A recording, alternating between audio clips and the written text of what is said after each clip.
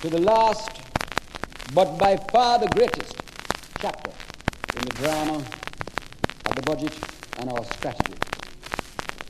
Jamaica today, sir, is literally drowning in its own people, in the sense that 60,000 come into the primary system at 6, very few through basic school. They come into this technological world. When they are 15, 9,000 out of them, as things now stand, would face any prospect of education. 41, 50,000, whatever, would face the blank wall of unemployment because they are not technologically adapted by skill to live in the world. It cannot continue. A way has got to be found to develop our educational system so that it really can provide the skill and the dime of this country and for the ability of the people to look after themselves. And up to now, sir, believe me, we have been joking with the problem. We have been joking. And we will be chasing our own tail to eternity if Jamaica does not stop at a point and say, no, stop. We are going to mobilize the resources of money, mobilize the resources of national will, mobilize the resources of skill, and really do a crash program to lift education into the skies so that through education the people can walk to freedom and power. And it cannot be done in a light way. It can't be done in a light way. Therefore, a way has got to be found to galvanize the nation.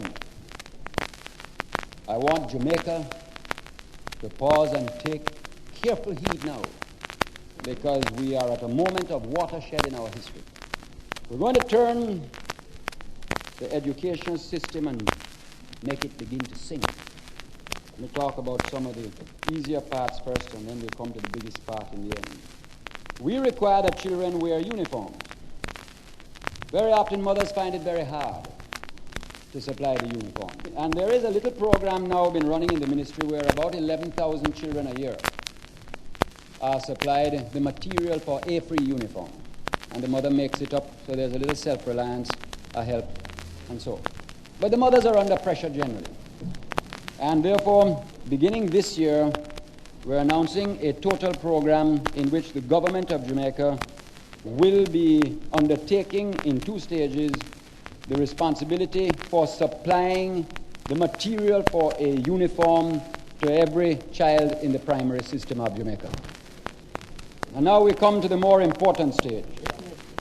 We believe that education is not only the right of the people, but we believe that it is the only way by which our people can lift themselves out of their suffering into their own ambitions.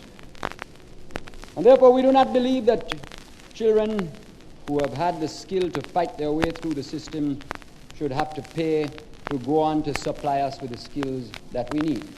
Therefore, sir, I'm very pleased to announce that the government of Jamaica, commencing September of this year, is announcing a scheme for free secondary education in Jamaica.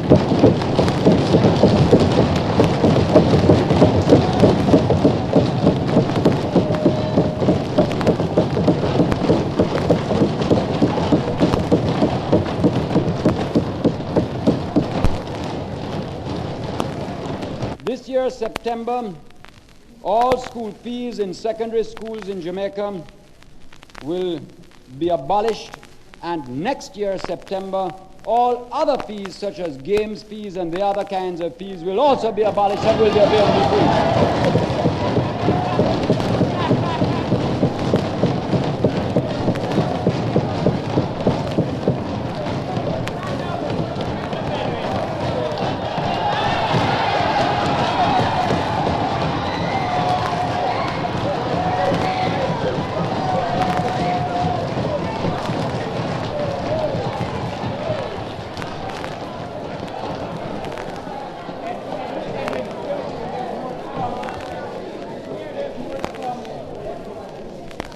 I'm afraid I have to trespass on the patience of the House, but I would like, sir, to say that from the very bottom of my heart that I am deeply touched by the response of Parliament, deeply touched by the gesture of my friend Appel. Now we're talking education, Mr. Speaker, we're talking galvanizing Jamaica. We're going further. And then you will see how it all fits together to create a watershed in our history. We're going further, sir, and that is that for those children that can fight through the primary system, fight through the secondary system, fight through to their O levels, fight through the whole of the competition to reach university at the end, to get the final touch on the skills that we need, we are also abolishing the fees of Jamaican students at university.